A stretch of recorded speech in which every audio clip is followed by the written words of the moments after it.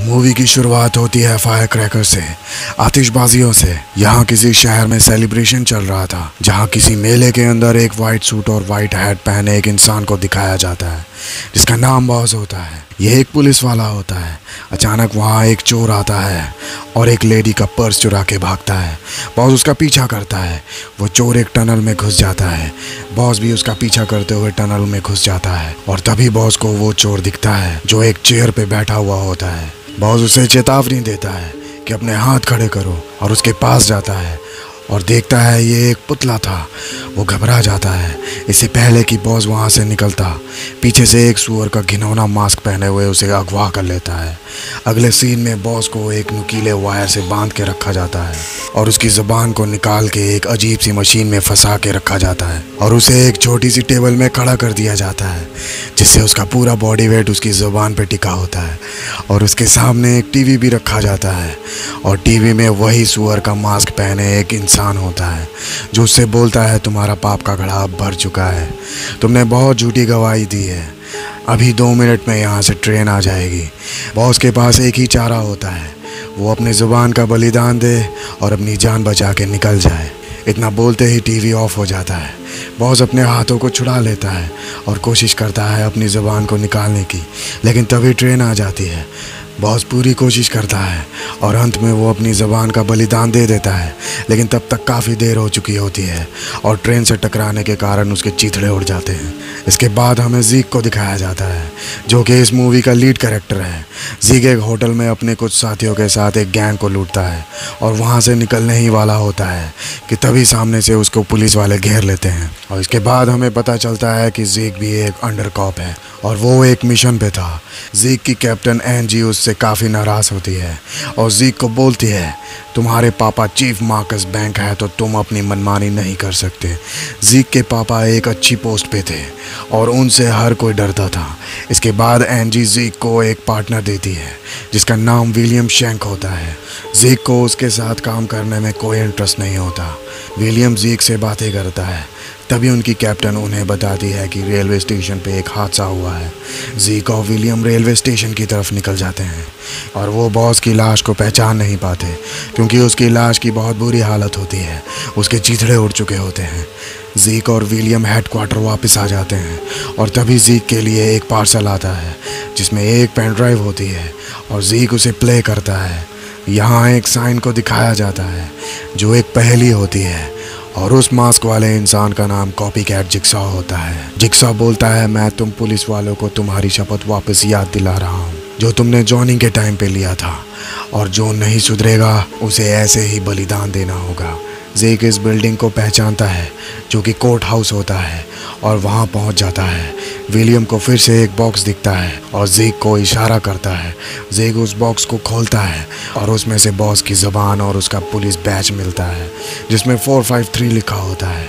ज़ीक इस बैच को पता लगाने के लिए बोलता है कि ये किसका है और तभी इन्हें पता चलता है कि ये बॉस का है। पूरी पुलिस टीम में डर का माहौल बन जाता है। कैप्टन इन्हें शांत रहने के लिए बोलती है। इस डिपार्टमेंट में सभी ज़ीक से चिढ़ते थे। कैप्टन ये केस किसी और को देना चाहती थी, लेकिन ज़ीक बोलता है, मैं और विलियम वहाँ सबसे पहले पहुँचे थे तो प्रोटोकॉल के हिसाब से ये केस मेरा होना चाहिए और बॉस मेरे फैमिली जैसा था, वो मेरा सबसे अच्छा दोस्त था। कैप्टन मान जाती है और लीड ज़ीक को दे देती है। ज़ीक सबको केस समझा रहा होता है लेकिन सब लोग उसे इग्नोर करते हैं। ये देख कैप्टन सभी को बोलती है, अपना पर्सनल गुस्सा अपने पास रखो, यहाँ हमारे जैसे पुलिस वाले की ही ज़बान खींच ली गई है तो सभी सीरियस होकर इस केस पे ध्यान दे। उसके बाद ज़ीक वहाँ से निकल जाता है और बॉस के घर जाता है। वहाँ वो बॉस की वाइफ को सिंपैथी देता है, लेकिन वहाँ उसकी खुद की वाइफ लीजा भी होती है जिसके साथ बॉस का डिवोर्स होने वाला होता है। बॉस की वाइफ ज़ीक से कहती है, कुछ दिन पहले यहाँ एक ब्लैक कार में कोई आया था और बॉस उस पर चिल्ला रहा था। उसके बाद बॉस की वाइफ ज़ीक से बोलती है कि उस कमीने को ज़रूर पकड़ना। इसके बाद ज़ीक अपने घर पहुँचता है जहाँ उसे अपने रूम का दरवाज़ा खुला मिलता है। ज़ीक अपनी गन निकालता है और धीरे धीरे अंदर जाता है और तभी ज़ीक को वहाँ एक शख्स बैठा मिलता है और ये शख्स जीक से बोलता है, अपने बाप को बंदूक दिखाता है। ये वही मार्कस बैंक्स है जिसके बारे में कैप्टन हेडक्वार्टर्स में बता रही थी। यहाँ इन दोनों में थोड़ी बहुत बहस होती है। जीक और मार्कस का रिलेशन उतना अच्छा नहीं है। उसके बाद मार्कस वहाँ से चला जाता है। अगले सीन में जीक और उसकी टीम केस की जांच पड़ताल करते हैं। उधर फिच और क्रॉस सीसीटीवी चेक करने निकल जाते हैं। सीन कट होके मार्कस की तरफ जाता है, जहां वो अपनी कार से निकलता है और अपनी गन लेके एक घर की तरफ जाता है। इधर फिच सीसीटीवी कैमरे में बॉस को देखता है और बॉस जिस चोर का पीछा कर रहा होता है, फिच उसे जानता है। उसका नाम बैनी राइट्स होता है। क्रॉस फिच से कहती है, हमें जीक को बताना चाहिए, लेकिन फिच मना करता है। दोस्तों, यहाँ फिच जीक से बहुत चिढ़ता है और सोचता है अकेला ही केस को सॉल्व करेगा और बैनी को ढूंढने एक पुराने खंडर में जाता है, लेकिन अनलकीली वो भी पकड़ा जाता है। सीन स्विच होता है जीक और विलियम पे। वहाँ विलियम का बेबी रो रहा होता है जिसका नाम चार्ली होता है। इसके बाद विलियम जीक को बताता है कि बॉस ने बहुत ही झूठी गवाही दी है। जीक को समझ में आ जाता है कि तभी उसकी ज़ुबान कोर्ट हाउस में मिली थी। इसके बाद जीक अपने पापा के फ्लैट पे पहुंचता है क्योंकि आज इन्हें साथ में डिनर करना था और केस के बारे में डिस्कस करना था, लेकिन मार्कस वहाँ नहीं होता। सीन स्विच होता है फ्लैशबैक की तरफ, जहाँ मार्कस जीक को किसी केस की वजह से बहुत सुना रहा होता है और बोलता है, तुमने मुझे कॉल क्यों नहीं किया। जीक बोलता है, मैंने किया था लेकिन आपने रिसीव नहीं किया, और मार्कस जीक को वहाँ से जाने के लिए बोलता है। मार्कस एनजी से बोलता है, गलती मेरी है, मुझे इसे कॉप नहीं बनाना था। एनजी बोलती है, उसने सही किया, उसने एक गलत पुलिस वाले को पकड़वाया है, पीठ धोखेबाज निकला। मार्कस कहता है, और दूसरे पुलिस वालों का क्या वो भी इसे हीरो समझेंगे। तो गाइस, इसीलिए ही बाकी पुलिस वाले जीक से चिढ़ते हैं क्योंकि वो एक ईमानदार पुलिस वाला है। मार्कस कहता है, इसके लिए मुझे कितना खामियाजा भुगतना पड़ेगा। एनजी बोलती है, हम लोग संभाल लेंगे जैसा हमेशा से संभाला है। मतलब मार्कस और एनजी भी दूध के धुले हुए नहीं हैं। सीन स्विच होता है पुलिस डिपार्टमेंट की तरफ, जहां जीक के लिए एक और पार्सल आया होता है जिसमें एक और पेन ड्राइव होती है जिसमें एक वीडियो प्ले होता है जहां एक सुअर की कठपुतली को दिखाया जाता है। एनजी को इस लोकेशन का पता होता है और वो लोग वहां निकल जाते हैं। वहां एक गाड़ी पे स्पाइरल का साइन होता है। गाइस, स्पाइरल साइन का मतलब बदलाव होता है, शुद्ध करना होता है। जीक कार के दरवाजे को खोलता है और उसमें से एक मरा हुआ सुअर निकलता है। जीक को कार के अंदर एक और पार्सल मिलता है जिसमें कटे फटे इंसान की उंगलियां होती है और साथ में एक पुलिस बैच जो कि फिच का होता है। सीन को फिर से फ्लैशबैक में लिया जाता है जहां एक क्राइम सीन पे जीक बैकअप बुलाता है। फिच उसके आसपास ही होता है लेकिन वो जीक की मदद करने से इतराता है। जीक पे गोली चल जाती है। मार्कस वहां पहुंचता है और पूछता है कि मेरे बेटे के 8 बार बैकअप बुलाने पे भी उसके नज़दीकी पुलिस वाला क्यों नहीं पहुंचा। फिच थोड़ा सा घबराता है। मार्कस को पता लग जाता है और फिच को चेतावनी देता है।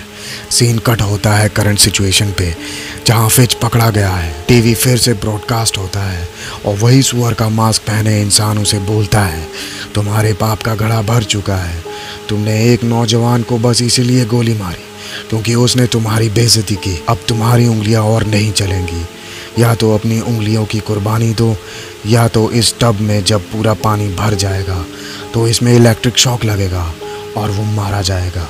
बचने का बस एक ही तरीका है, अपने मुंह में लगे डिवाइस को दबा दे, जिससे मशीन चालू हो जाएगा और उसकी उंगलियां नहीं रहेंगी, लेकिन वो बच जाएगा।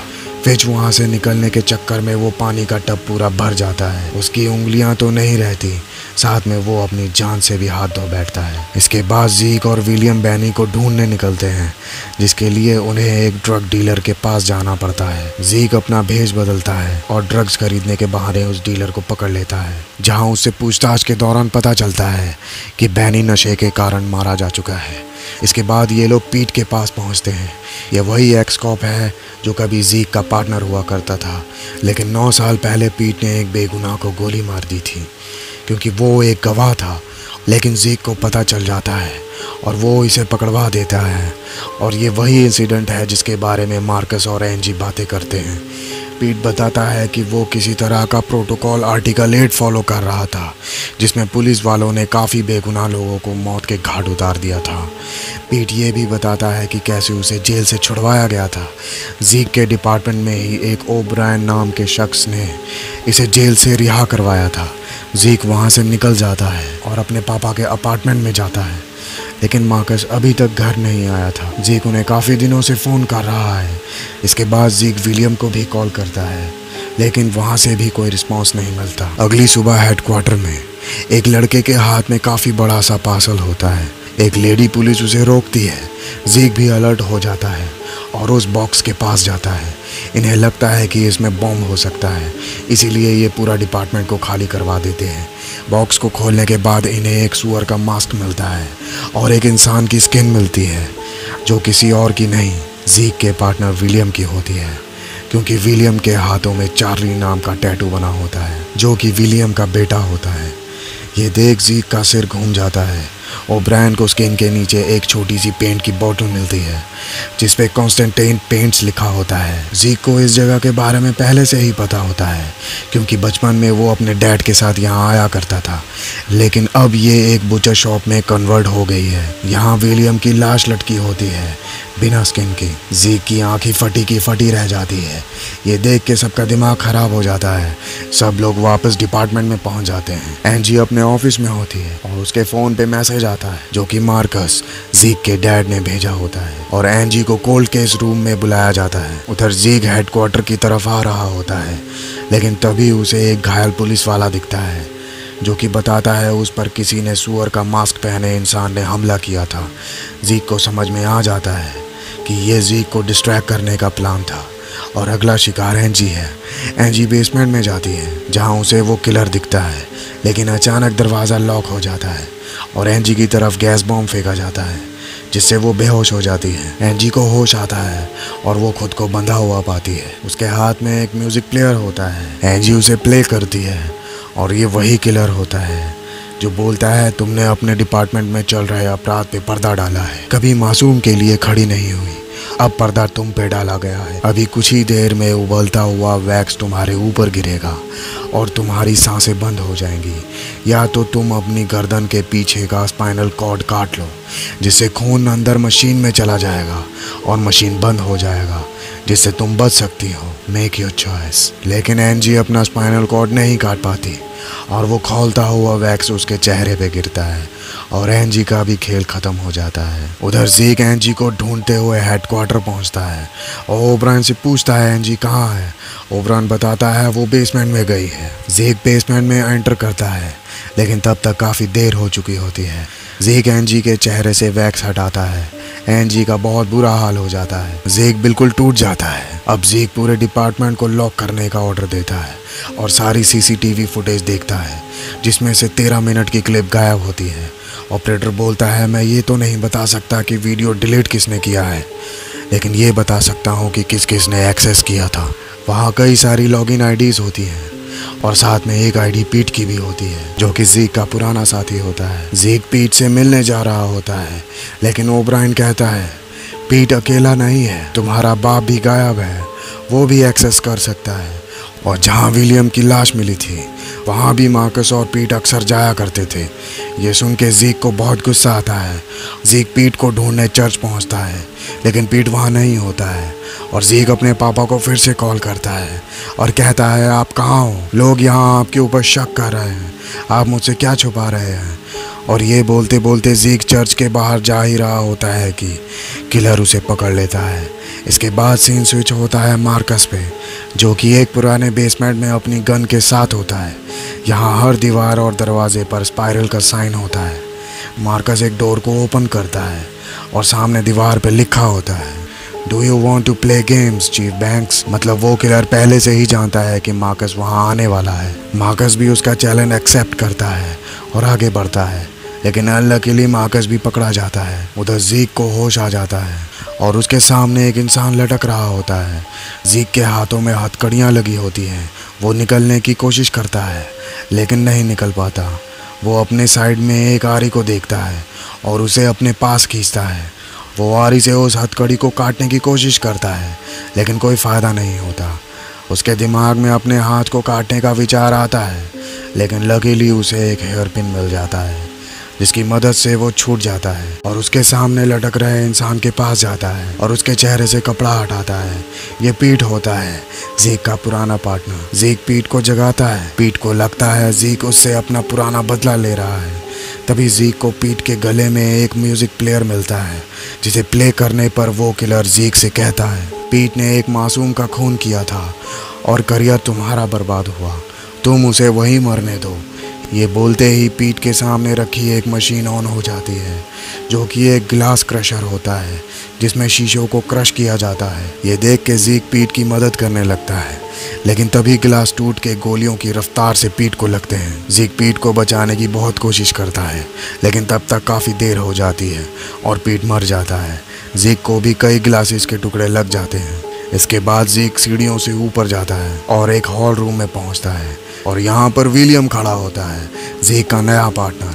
तो फाइनली हमें पता चलता है कि ये सब विलियम का किया धरा था। ये देख ज़ीक हैरान हो जाता है और विलियम से पूछता है आखिर ऐसा क्यों किया। विलियम बताता है 9 साल पहले जिस दिन तुम्हारे पार्टनर ने यानी पीट ने मेरे डैड का खून किया था। विलियम के पापा का नाम ही चार्ली होता है और विलियम बताता है कि उसे कितना कुछ करना पड़ा ज़ीक का पार्टनर बनने के लिए। ज़ीक पूछता है तुम्हारा बेटा चार्ली कहाँ है। विलियम बोलता है मेरा कोई बेटा नहीं है और वो बताता है कि कैसे उसने बेनी राइट्स के हाथ पे चार्ली का टैटू बनवाया था और उसके स्किन को ज़ीक के पास भेजा था। ज़ीक पूछता है मेरे पापा कहाँ हैं। विलियम कहता है तुमने ही तो बुलाया है उन्हें यहाँ। और सीन फ्लैशबैक में जाता है जहाँ कैसे विलियम ने ज़ीक का फ़ोन लेके उसके पापा को मैसेज किया था और बाद में ब्लॉक भी कर दिया था। विलियम ज़ीक से पूछता है आखिर तुम्हें क्या मिला इतनी ईमानदारी से काम करने पर। सब लोग बस तुम्हारा मजाक बनाते हैं और ज़रूरत पड़ने पर ही तुम्हें बुलाते हैं। फिर विलियम उस फिच के बारे में बोलता है जिसने एक बेकसूर बच्चे को मारा।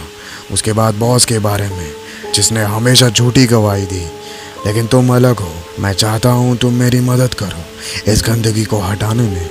ज़ीक मान जाता है, लेकिन विलियम उस पर पूरा ट्रस्ट करना चाहता है जिसके लिए उसे एक टेस्ट देना होगा। ज़ीक इसके लिए भी मान जाता है, लेकिन बदले में उसके पापा को छोड़ना होगा। इसके बाद ये दोनों एक रूम में जाते हैं जहाँ मार्कस को लटकाया गया है और उसकी बॉडी पे कई सिरिंज लगे होते हैं जिससे मार्कस की बॉडी से ब्लड निकल रहा होता है और एक कांच के जार में भर रहा होता है। ये देख ज़ीक बौखला जाता है और विलियम से उन्हें नीचे उतारने के लिए बोलता है। विलियम एक वायर को एंट्रेंस पे लगा देता है। ये वायर सीधा मार्कस से जुड़ा होता है। ज़ीक विलियम के ऊपर गन पॉइंट करता है, लेकिन विलियम उसे गेम खेलने के लिए बोलता है। अगर ज़ीक ने विलियम को मारा तो मार्कस और ज़ीक दोनों मारे जाएंगे। या तो ऊपर लगे निशाने को गोली मारे और अपने पापा को छुड़ा ले, क्योंकि बंदूक में बस एक ही गोली है। अब ज़ीक को फैसला करना है। उधर पुलिस फोर्स को विलियम ने पहले ही फ़ोन कर दिया था। विलियम मार्कस के अपराधों को भी बताता है कि कैसे उसने और उसकी टीम ने आर्टिकल 8 पॉलिसी के दौरान कई बेकसूर लोगों को मारा है। विलियम डिपार्टमेंट को साफ करना चाहता है करप्ट पुलिस वालों को ख़त्म करके।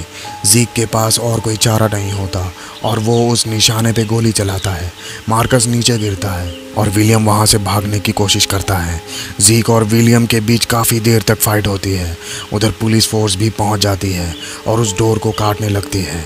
मार्कस उनसे कहता है अंदर मत आओ, लेकिन उसकी वॉइस उन तक नहीं पहुंच रही थी।